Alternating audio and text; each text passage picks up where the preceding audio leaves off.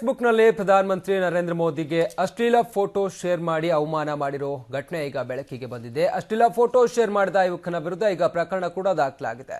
ಕೊಪ್ಪಳ ಜಿಲ್ಲೆಯ ಗಂಗಾವತಿ ತಾಲೂಕಿನ ಗುಡೂರು ಗ್ರಾಮದ ತಿಪ್ಪನಗೌಡ ತನ್ನ ಫೇಸ್ಬುಕ್ನಲ್ಲಿ ಅಶ್ಲೀಲ ಫೋಟೋವನ್ನು ಶೇರ್ ಮಾಡಿದ್ದ. ಜೊತೆಗೆ ಫೇಸ್ಬುಕ್ನಲ್ಲಿ ಪ್ರಧಾನಿ ನರೇಂದ್ರ ಮೋದಿ ಬೆತ್ತಲಾದ ಫೋಟೋವನ್ನು ಹಲವರಿಗೆ ಶೇರ್ ಮಾಡಿದ್ದ.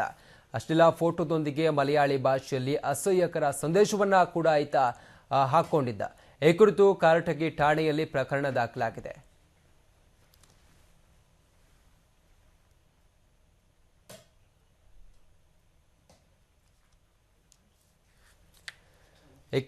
ಈ ಕುರಿತು ಮಾಹಿತಿಯನ್ನ ಕೊಡ್ಲಿಕ್ಕೆ ನಮ್ಮ ಪ್ರತಿನಿಧಿ ರಾಜಪ್ಪ ಈಗ ದೂರವಾಣಿ ಸಂಪರ್ಕದಲ್ಲಿ ಜಾಯಿನ್ ಆಗ್ತಿದ್ದಾರೆ.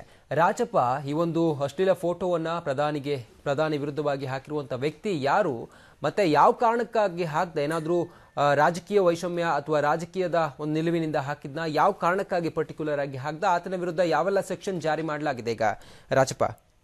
ರಂಜಿತ್, ಏನಂತಂದ್ರೆ ಕೊಪ್ಪಳ ಜಿಲ್ಲೆ ಗಂಗಾವತಿ ತಾಲೂಕಿನ ಗುಡೂರು ಗ್ರಾಮದ ತಿಪ್ಪನಗೌಡ ಏನು ಗುಡೂರು ಅಂತ ಇದ್ದಾರೆ. ಇವರು ತಮ್ಮ ಫೇಸ್ಬುಕ್ ಬಂದಿರತಕ್ಕಂತ ಒಂದು ಏನು ನರೇಂದ್ರ ಮೋದಿ ಫೋಟೋ ಅವರ ಅಶ್ಲೀಲವಾಗಿರ್ತಕ್ಕಂಥದ್ದು ಅದನ್ನ ತನ್ನ ಫೇಸ್ಬುಕ್ ನಲ್ಲಿ ಶೇರ್ ಮಾಡಿರುವಂತದ್ದು. ಇದು ಈ ಸಂಬಂಧಪಟ್ಟಂತೆ ಈಗಾಗಲೇ ಈತ ಸಾಮಾಜಿಕ ಕಾರ್ಯಕರ್ತ ಅಂತ ಹೇಳಲಾಗ್ತಾ ಇದೆ. ಈತನ ಏನು ಪೋಸ್ಟ್ ಏನು ಶೇರ್ ಮಾಡಿರ್ತಕ್ಕಂಥ ಈ ಫೇಸ್ಬುಕ್ ನ ಒಂದು ಶೇರ್ ಅನ್ನು ನೋಡಿರ್ತಕ್ಕಂಥ ಬಿಜೆಪಿಯ ಯುವ ಮೋರ್ಚಾದ ಘಟಕದ ಅಧ್ಯಕ್ಷರು ಈತನ ವಿರುದ್ಧ ಒಂದು ಪ್ರಕರಣ ಕೂಡ ದಾಖಲು ಮಾಡ್ಲಿಕ್ಕೆ ಮುಂದಾಗ್ತಾರೆ.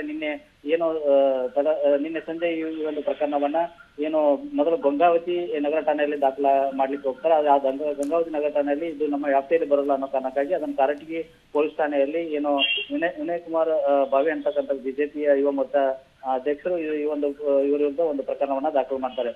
ಈಗೇನು section IPC section 505 IPC section 501 B ಅಡಿಯಲ್ಲಿ ಈ ಒಂದು ಸೈಬರ್ ಪ್ರಕರಣ ಅಡಿ ಈತನ ವಿರುದ್ಧ ಒಂದು ಪ್ರಕರಣವನ್ನ ದಾಖಲು ಮಾಡಿರುವಂತದ್ದು. ಏನು ಈ ಒಂದು ಅಶ್ಲೀಲ ಏನ್ ಫೋಟೋ ಇದೆ, ಈ ಫೋಟೋ ಈತನ ಒಂದು ಫೇಸ್ಬುಕ್ಗೆ ಬಂದಿರುವುದನ್ನ ಆತ ಒಂದು ಶೇರ್ ಮಾಡಿರೋ ಹಲವರಿಗೆ ಶೇರ್ ಮಾಡಿದ್ದಾನೆ. ಆದ್ರೆ ಈ ಒಂದು ಪ್ರಕರಣವನ್ನ ದಾಖಲ ಮಾಡ್ತಾರ ಅನ್ನುವಂತ ಮಾಹಿತಿಯನ್ನ ತಿಳಿದ ತಕ್ಷಣ ಏನು ತಿಪ್ಪನಗೌಡ ಗುಡೂರು ಇದ್ದಾರೆ ತನ್ನ ಫೇಸ್ಬುಕ್ ಇರ್ತಕ್ಕಂಥ ಶೇರ್ ಅನ್ನ ಡಿಲೀಟ್ ಮಾಡಿರುವಂತದ್ದು. ಈಗ ಒಟ್ಟಾರೆಯಾಗಿ ಏನು ಪ್ರಧಾನಮಂತ್ರಿ ಅವರ ಫೋಟೋವನ್ನ ಅಶ್ಲೀಲಗೊಳಿಸಿ ಈ ರೀತಿಯಾದಂತ ಒಂದು ಕೃತ್ಯವನ್ನ ಎಸಗುವಂತದ್ದು ಇದು ಸಾಕಷ್ಟು ಆಗಿರುವಂತದ್ದು. ಏನು ಬಿಜೆಪಿಯ ಕಾರ್ಯಕರ್ತರು ಈತನ ವಿರುದ್ಧ ಆಕ್ರೋಶ ವ್ಯಕ್ತಪಡಿಸಿದರೆ ಪ್ರಕರಣ ದಾಖಲಿಸಿಕೊಂಡ ಪೊಲೀಸರು ಕೂಡ ಈತನನ್ನ ಬಂಧಿಸಲು ಮುಂದಾಗಿರುವಂತದ್ದು. Ranjith, okay, thank you Rajappa ಮಾಹಿತಿಗಾಗಿ.